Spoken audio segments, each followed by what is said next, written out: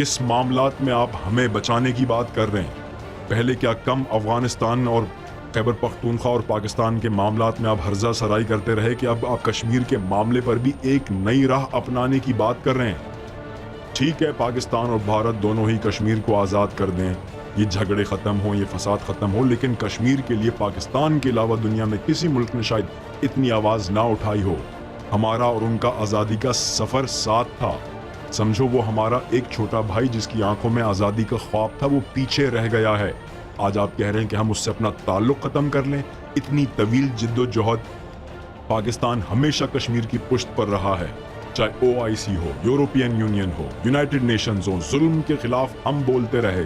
भारतीय फौजी आज भी कश्मीर, मकबूजा कश्मीर में रहने वाले लोगों को जिस तरह से भेड़ियों की तरह नोच रहे हैं, ऐसे हालात में महमूद खान अचकजई को क्या सूझी कि वो ये कहें कि हम कश्मीर के हक से दस्तबरदार हो जाएं? ये लाजिम और मलजूम है, एक दूसरे के साथ जुड़े हुए हैं।